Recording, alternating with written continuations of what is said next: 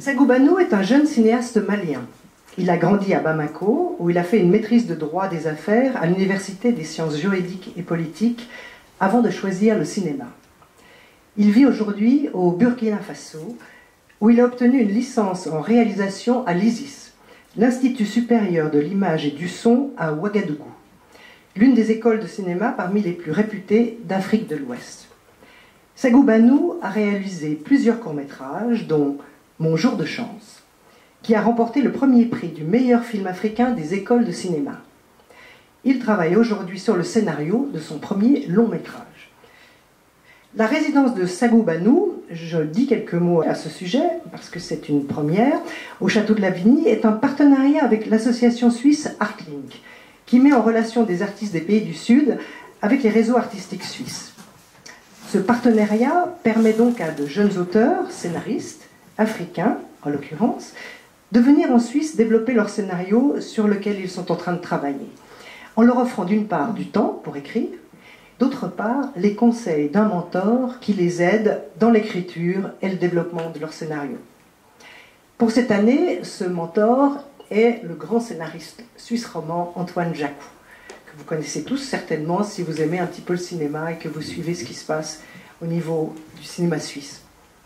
L'idée est également, et ça c'est important, de permettre aux jeunes auteurs cinéastes africains de développer un réseau ici pour leurs projets et pour la future production de leurs films.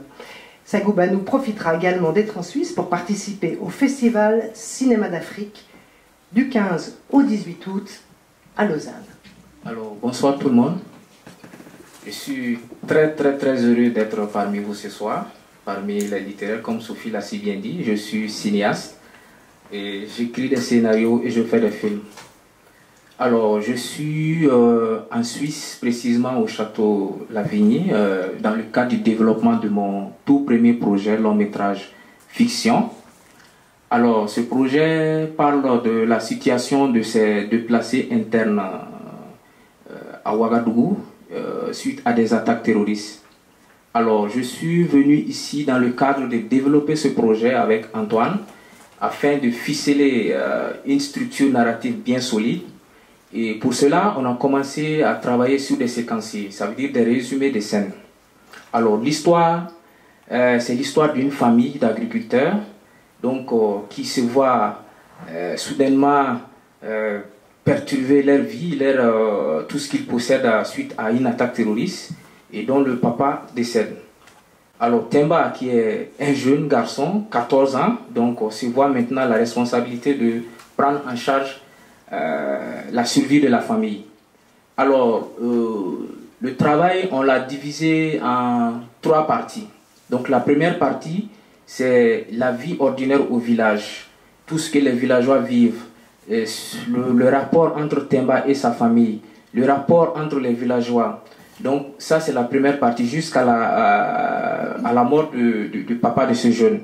Donc la deuxième partie maintenant c'est l'exil. Comment ce jeune maintenant va se débrouiller, comment il va prendre en charge la famille, quelle action il va mener maintenant jusqu'à parvenir à ses fins.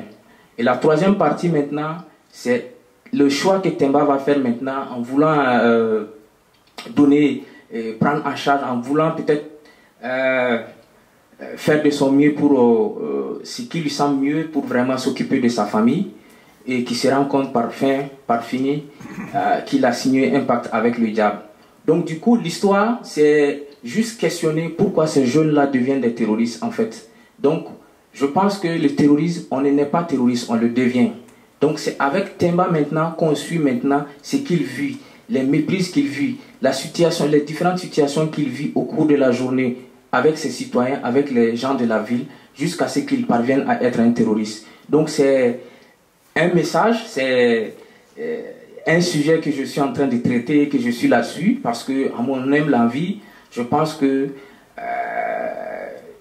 chaque chose, tout être humain, il ne faut pas juger quelqu'un, je pense qu'il a sa raison. Et maintenant, j'essaie dans le film d'évoquer les raisons, que même si ce n'est pas Temba, un trop jeune aussi peut se retrouver à la place de ce jeune Temba. Donc voilà un peu, comment dirais-je, un résumé sur le projet sur lequel je travaille ici au Château Lavigny. Donc pour cela, bon, on a prévu de faire des séquenciers avec Antoine. Donc les séquences, comme je vous dis, c'est les résumés de scènes. Donc j'ai 2 scènes que j'aimerais vraiment partager avec vous pour exprimer un peu la vie dans ce village, le rêve de ce petit garçon et la tension aussi avec ce couple aussi, parce que sentant le danger venir aussi, il y a la maman aussi de Temba qui souhaite qu'il quitte le village, mais le papa lui refuse catégoriquement parce qu'il dit la sécurité, il n'y en a nulle part, donc à nous de faire face maintenant à ce problème-là. Donc je vais vous lire avec Bruno et puis Sophie. Alors il s'agit de la séquence 9, il y a une scène qui se passe en brousse, donc c'est en jour et c'est en extérieur. Donc comme intitulé, bon, la séquence commence par Temba et Madi, un jeune garçon plus âgé, surveille des animaux en pâture. Plus loin, Kayara et Alice s'activent dans le champ. Madi, visiblement nerveux, ramasse des cailloux qu'il lance distraitement. Temba, agacé, l'observe avant de rompre le silence. Temba, arrête Madi d'un geste. Madi et Temba. Arrête ça, Madi. On devrait plutôt parler de ce qui compte vraiment. Temba hésite. J'ai parlé avec mon père hier. Il est inquiet pour la sécurité du village. Il m'a aussi dit qu'on pourrait manquer la rentrée des classes si ça continue comme ça. Madi reste silencieux, jetant un regard vers l'horizon, le visage fermé. Temba avec détermination. Moi, j'ai décidé. Au pire, j'irai chez mon oncle en ville. Je veux finir mes études, aller loin, sortir mes parents de la pauvreté. Je dois les aider, Madi. Madi semble perdu dans ses pensées, son visage toujours tendu. Il ne réagit pas aux paroles de Temba, ce qui agace ce dernier davantage. Temba insistant. Madi, t'as entendu ce que j'ai dit? Qu'est-ce que t'en penses? Madi finit par soupirer, jetant un autre caillou avant de se tourner vers Temba. Madi, avec gravité. Temba, je suis désolé, mais j'ai autre chose en tête. Ma mère est sur le point d'accoucher et je ne peux m'empêcher de penser à elle. Et puis mon père, il est parti en ville chercher du travail depuis des mois. Et on n'a toujours aucune nouvelle. Un silence tombe, les 2 garçons se regardent, chacun perdu dans ses pensées. Alors là, je vais terminer d'abord avec l'autre séquence. Alors, on a choisi une autre séquence qui est la séquence 13, qui se passe dans la cour de la famille de Temba, et on est en nuit. La nuit est calme. Temba et sa petite sœur caressent tendrement le petit agneau qui s'est blessé. L'atmosphère est paisible, contrastant avec la tension qui règne à l'intérieur.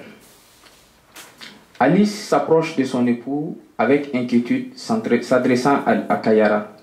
Alice. Kayara, je t'en prie, il faut réfléchir. La situation est trop dangereuse. Tu ne devrais pas accepter la demande du chef. Il y a sûrement un autre moyen de rejoindre ton frère en ville. Surtout après ce qui est arrivé à Tolo. Kayara, visiblement contrariée.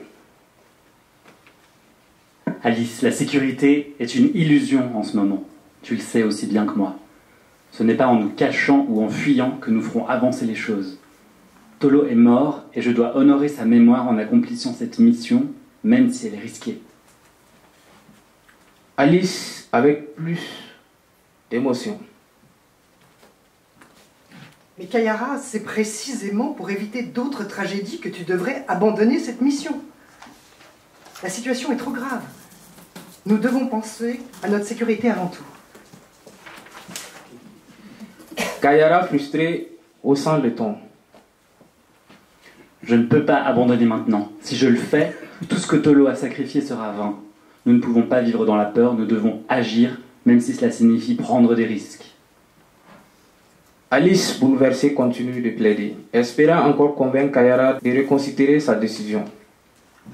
Sa persistance finit par provoquer une réaction colère chez Kayara, irritée. Il n'y a pas de garantie de sécurité pour personne, Alice. Nous devons avancer et faire ce que nous devons faire. Cette altercation attire l'attention de Temba et de sa petite sœur, qui cessent de jouer avec l'agneau et se tournent vers leurs parents, les regards inquiets. on écrit avec les images, on écrit avec les émotions. Donc c'est une partie du travail que je suis en train de faire avec Antoine que je vous ai présenté. Et la discussion avec Kayara et son ami Madi qui plus stressé par l'état de sa maman et Temba aussi qui envisage, ça veut dire que son avenir, il espère vraiment être un grand quelqu'un et continuer les études. Donc j'ai voulu contraster ces deux amis, l'un qui est plus soucié pour sa maman et son papa qui est parti chercher du travail, et Temba, lui, qui n'a qu'une seule chose en tête, lui, il a son papa, lui, il veut étudier. Donc, c'est après, à la suite de ce film, qu'on va voir même le chemin pris par ces deux-là. Donc, la séquence 13, ça, c'est quand Kayara reçoit une mission par le chef, puisque sentant que les terroristes vont attaquer le village, donc le chef le délègue d'aller informer les forces des armées suite à un problème de réseau téléphonique. Donc c'est cette mission que Alice voudrait que Kayara refuse parce que sentant le danger venir, insiste à ce que Kayara et puis ses enfants rejoignent son oncle en ville. Donc voilà un peu sur quoi je travaille. J'espère que ça vous a plu et j'espère vraiment avoir aussi d'autres chances de continuer à développer ce projet qui me tient vraiment à cœur parce que c'est pas du tout facile de là où je viens pour parler même du terrorisme. Donc il faut vraiment choisir en fait le noyau même, en fait quoi, le centre même. Je pense que c'est inviter les gens à être plus regardants, à veiller les uns sur l'autre et puis voilà, à cultiver cette solidarité entre nous en Afrique. Voilà, je vous remercie.